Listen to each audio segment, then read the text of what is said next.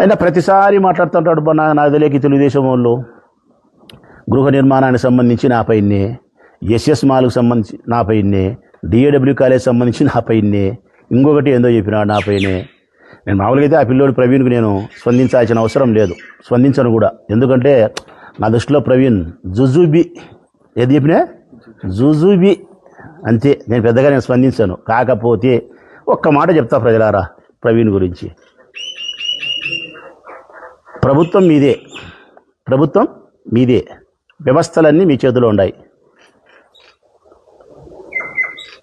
భీష్మునికేమో పెద్ద ఆయన ముఖ్యుడు అంటే చంద్రబాబు నాయుడుకు, అభిమన్యునికేమో లోకేష్ బాబుకు నువ్వు ముఖ్యం. ఎవరు? జుజుబి. చంద్రబాబు నాయుడుకేమో వరదాడి ముఖ్యం, లోకేష్ బాబుకేమో మన జుజుబి ముఖ్యం. మరి పోండి అబ్బాడికి పోయి మాట్లాడి, ఇదిగో రాచమల్ల శివప్రసాద్ మన ప్రత్యర్థి చాలా మనను గట్టిగా విమర్శిస్తుంటాడు, నిన్ను నీ కొడుకును పెద్దగా ప్రభుత్వ పాలసీలు విమర్శిస్తూ ఉంటాడు, వీడు చాలా కొవ్వు పట్టిండాడు, వీడు మకులు పట్టిండాడు, జగన్ కైపోయి ఉన్నాడు, వీడు ఈయన కైపు దించాలా, ఇదిగో ఈ ఎస్ఎస్ మాల్కు సంబంధించి వీడు లెక్క కొట్టినాడు, లేకుంటే ఈ డిఏడబ్ల్యూ కాలేజీ దాంట్లో వీడికి భాగం ఉంది, లేకపోతే ఇదిగో ఈ గృహ నిర్మాణంలో వీడు 100 కోట్లు కొట్టినాడు, లేకపోతే ఈ రమణ మహర్షి స్కూల్ సంబంధించి బొల్లవరం దానికి సంబంధించి మోసం చేసినాడు, వారికి భాగం ఉంది వంగలనారాయణ రెడ్డితో అని చెప్పి మీరు ముఖ్యమంత్రి గారికి లోకేష్ బాబు గారికి ఫిర్యాదు చేసి పోలీసు ద్వారాన్నా విచారణ చేయండి, విజిలెన్స్ ద్వారాన్నా విచారణ చేయండి, లేదు సిఐడి ద్వారానన్నా విచారణ చేయండి, లేకుంటే ప్రత్యేకమైన ఒక సిట్టు వేస్తారా నా మీద బేపియండి, లేదు సిబిఐ విచారణ కోరుతారా కోరండి.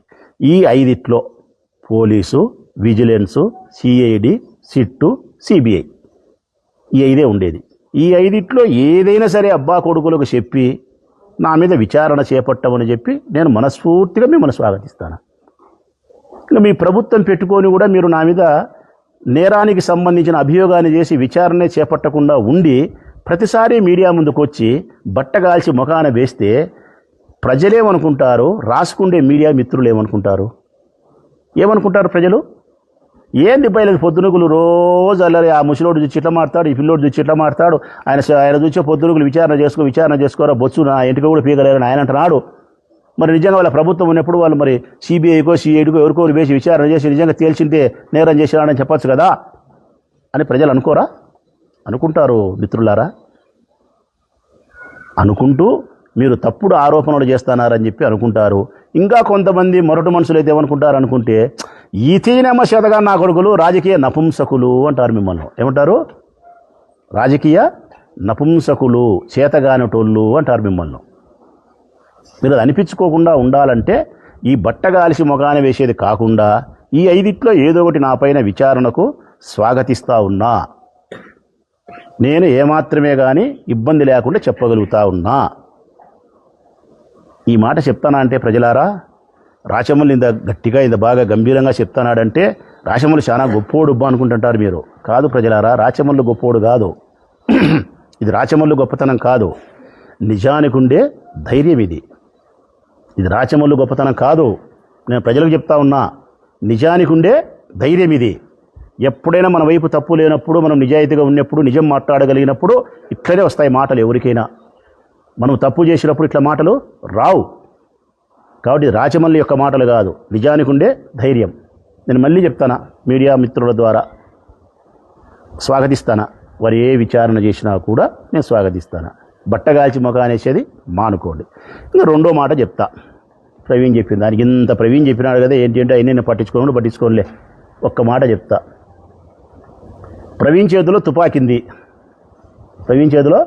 తుపాకింది, ఆ తుపాకీలో ఒక గుండు ఉంది, బుల్లెట్ గుండె కదా. ఆ గుండు కొండారెడ్డి గుండెకి ఎక్కువ పెట్టినాడు.